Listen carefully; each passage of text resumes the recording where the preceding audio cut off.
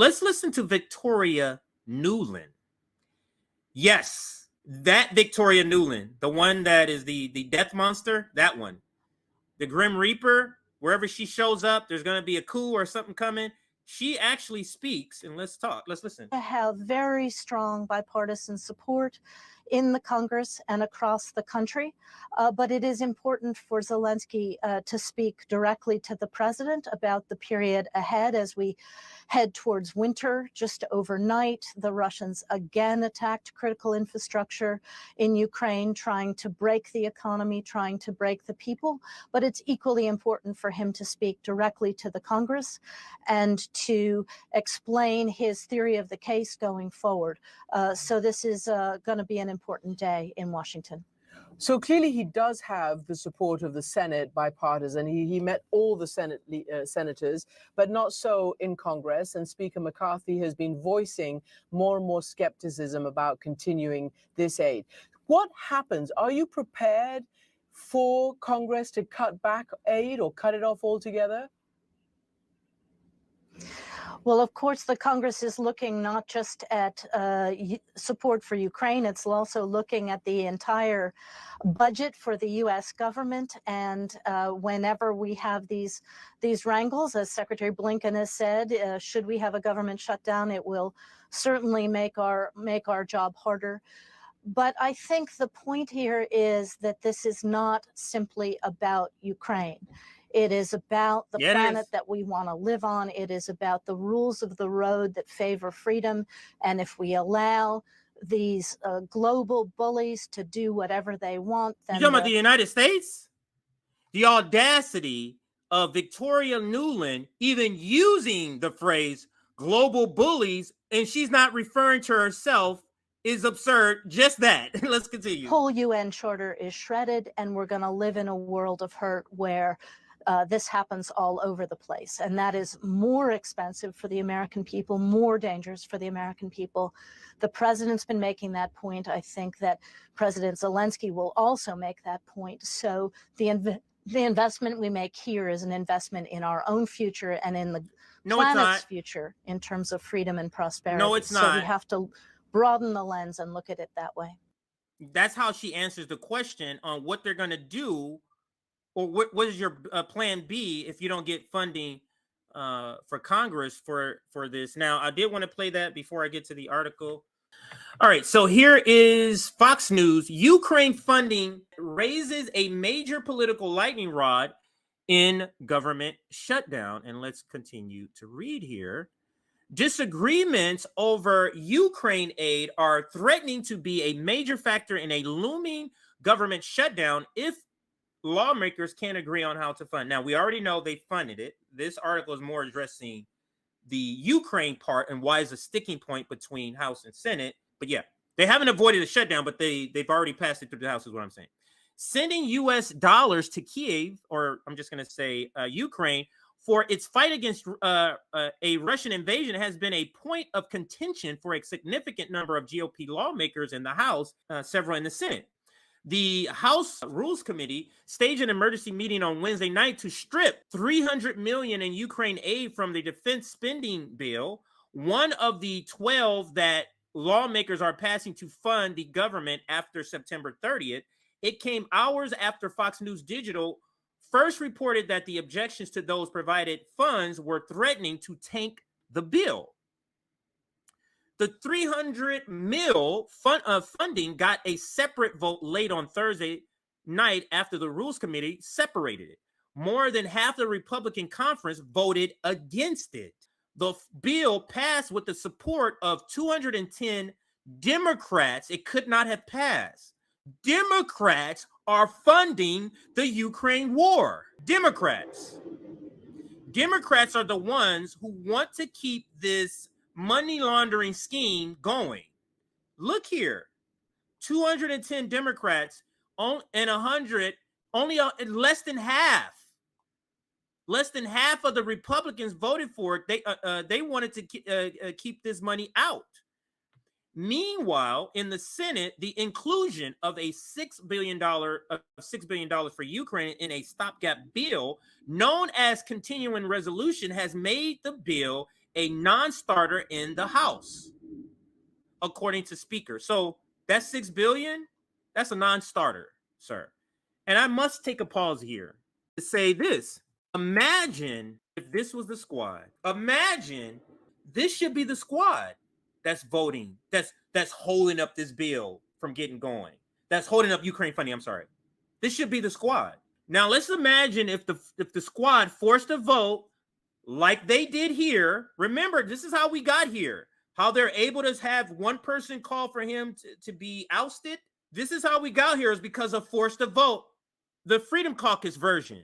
Forced to vote extracted some concessions, one of which was the ability to oust the speaker with one person calling a vote for him. The reporting should be that the squad is the one that's holding up Ukraine funding instead of Matt Gaetz. AOC should be on the House floor talking about how we shouldn't be sending money. Bernie Sanders should be on the Senate floor saying the things that Rand Paul is saying. You get what I'm saying? But instead, we have a weak left, that is a weak NATO left that is complicit with the money laundering scheme that the Biden administration and NATO has with these Nazis over in Ukraine.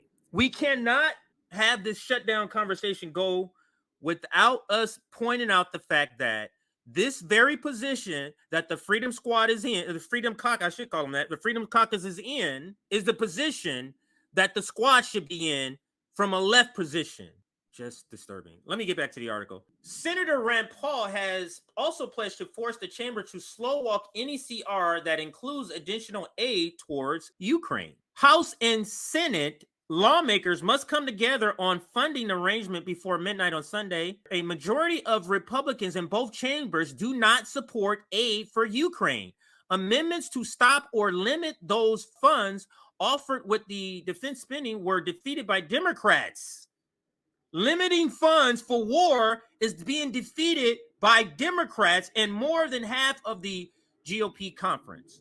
The point being is that this is just bizarro world where we have people who are supposedly left, the people who are supposedly the anti-war people, quite clearly being the people playing the tipping point in order to keep this funding going, preventing the stripping out of $300 million in defense spending. That's the Democrats. And it's just, in my opinion, pretty despicable. Let's go to CNN. All right, here we go. Millions of Americans. A short time ago, lawmakers in the House took a step back from the brink. The yeas are 335. The nays are 91. 2/3 being in the affirmative. The rules are suspended. The bill is passed. And without objection, the motion to reconsider is laid on the table. The House surprisingly passed a bipartisan short-term spending bill. The stopgap measure would provide 45 days of government funding. It includes federal disaster relief assistance, as the White House had requested, but it does not include aid to Ukraine, which has been a top priority for President Biden. All but one House Democrat supported the measure, along with more than 120 Republicans. It now heads over to the Senate, and CNN's Manu Raju joins us live up on Capitol Hill. Manu, I understand you've got some new reporting on where things stand on the Senate side, because we're not out of the woods yet. Yeah, but it looks like it is going to happen, Jim. That is, the Senate is expected to vote to approve the House bill. That's expected potentially soon, maybe even within the next hour. That's what Senator Joe Manchin. Wow. You know what that means? If they're voting on the bill that came out of the House, there is no Ukraine funding. I wonder what they're saying about that. Just told me moments ago he was leaving a Democratic caucus meeting where they were discussing their strategy, trying to figure out what is next and whether they should accept the House plan, which was approved overwhelmingly in the House. A majority of House Republicans supported this, as well as all but 90 House Republicans voted against it. Just one House Democrat voted against it. It would be very difficult for the Senate to simply just walk away from this plan, even though it does not have many of the provisions that senators from both parties wanted, namely like Ukraine money, $1 billion in aid to Ukraine. That was what the Senate was moving towards. They were trying to move a bipartisan proposal that included aid to Ukraine. Kevin McCarthy had. The squad and Bernie Sanders are actually putting anti-war people in the position where we have to advocate for people like Matt Gaetz because they're stopping funding for Ukraine. we have to, at least in the context of Ukraine, we have to advocate for freaking the Freedom Caucus. Just to this is what the squad does. And ultimately decided to forego that amid divisions within his own conference. But McCarthy backtracked significantly, retreated from his position to demand spending cuts and border security measures, dropped all of that in this bill, which would be a straight extension of government funding for the next 45 days. After it was approved in the House, now it's sitting here in the Senate. In order to move forward with a vote in the Senate, it requires all 100 members to agree on a vote. One senator can object. If he or she were to object, it could drag out the process past the midnight deadline. That is not expected. Even the Republicans who typically vote against continuing resolutions, these stopgap measures, are indicating that they don't plan to drag out the process. And Manchin's indication there that is pretty clear that Democrats believe they have really no choice but to move ahead and approve this House bill, pulling Washington back from the brink of a shutdown amid all these fears that would happen given the divisions within the GOP ranks. But Jim, the political fallout is only just beginning for the Speaker of the House. He had indicated for some time that he wanted to try to get this through on Republican votes alone. That didn't happen among pushback from the right. Those same members warned him if he cut a deal with Democrats or allowed Democrats to vote for this bill, put a bill. No, he didn't say. Now you're adding shit in. No, now you're adding shit in. Even in your own story, so that fight Manu, over his future, even in your own story, because all up until this point, it wasn't if they vote for it. It was if he works out a deal with them. Now you're including something else, sir, to push a particular narrative. Almost certain to play out in the days ahead. The question is, will those members on the far right have the votes to push him out? How will the Speaker respond? But he's indicating he's ready for a fight within his own party in the aftermath of this move, Jim. Sure looks like it. All right, Manu Raja, we know you have more reporting to do.